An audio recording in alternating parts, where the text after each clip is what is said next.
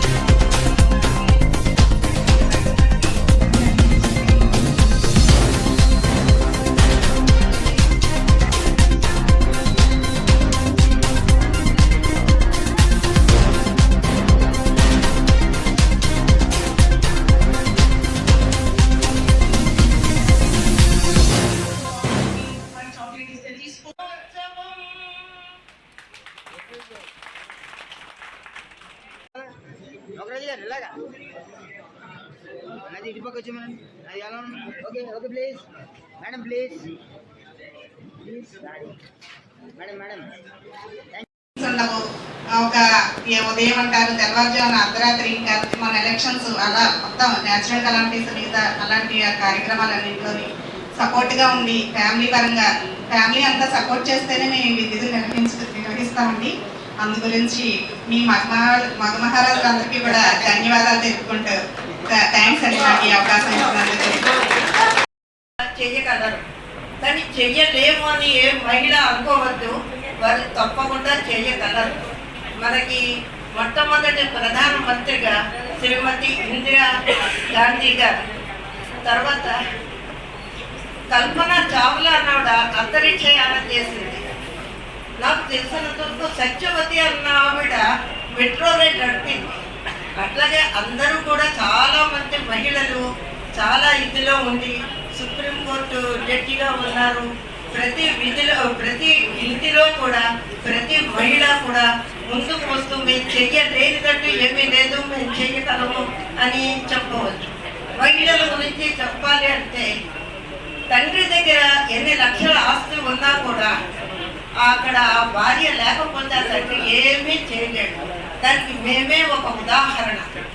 ఇప్పుడు మా అమ్మగారు చనిపోయారు, ఒకసారి మూడ్ స్వింగ్స్ వస్తుంటాయి, వాటిని కొంచెం కంట్రోల్ చేసుకొని హ్యాపీగా ఉంటే ఎంత వాళ్ళు హ్యాపీగా ఉంటారు, మనము హ్యాపీగా ఉంటామండి. ఇంతవరకు అయితే నేను చెప్పగలను. తర్వాత ముఖ్యంగానండి మా డైరెక్టర్ సారు శాస్త్రి గారు అంటే ఎంతో ప్రేమ అండి. అసలు ఏ మీటింగ్కి వెళ్ళినా శాస్త్రి గారు ఉన్నారు, ఆ శాస్త్రి గారు రావాలి అని ఆయనతో మాట్లాడు అంటే మీ యొక్క అసోసియేషన్ బలం వల్ల అంత పేరు వచ్చిందండి. శాస్త్రి గారు డైరెక్టర్ గారికి ఫ్రెండ్లా ఉంటారండి.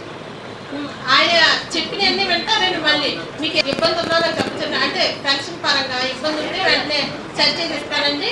ఈ అవకాశం ఇచ్చినందుకు నమస్కారం.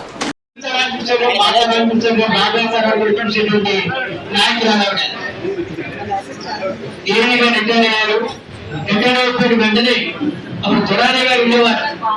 దొరారి గారి టైంలో అప్పుడు ఆయన కూడా ఆరోగ్య పనిచేస్తున్నారు. వారిని తీసుకొచ్చి మెంబర్ గా ట్రైన్ చేశారు. ఆనాడు నుంచి ఆవిడ మెంబర్ గా, ఈసీ మెంబర్ గా, అలాగే అసిస్టెంట్ గా ఆవిడ సర్వీసెస్ అందిస్తూ ఇవాళ అసోసియేషన్ ప్రెసిడెంట్ గా మన ముందున్నారు. చాలా సీనియర్ నాయకులు. వారిని ఇవాళ ఈ సందర్భంగా సత్కరించాలని చెప్పేసి మేము భావిస్తూ విజయం సాధించిన మహిళలందరికీ కూడా నా పాదాభివందనములు. మా అమ్మగారు ఎప్పుడు చెప్తుంటారు, ఆ రోజుల్లో ఉద్యోగం చేయాలన్నా చదువుకోవాలన్నా ఎంతో ఇబ్బంది పడేవారు అని. ఇక్కడ కూర్చున్న పెద్దలందరూ కూడా ఆ తరం వారు నాటిన స్ఫూర్తితోనే ఇప్పుడు ఇలా నుంచుని మహిళలు అందరూ ఈ ఘనమైన వేడుకల్ని జరుపుకుంటున్నారని నా అభిప్రాయం. వాళ్ళు ఇచ్చిన ప్రోత్సాహం వల్ల, వాళ్ళు సాధించిన విజయాల వల్ల ఈ రోజు మనం ఎంతో ముందుకు సాగుతున్నాము. ఇదే స్ఫూర్తితో మనం అందరం ఇంకా ఎన్నో విజయాలు సాధించాలని మనస్ఫూర్తిగా కోరుకుంటున్నాను.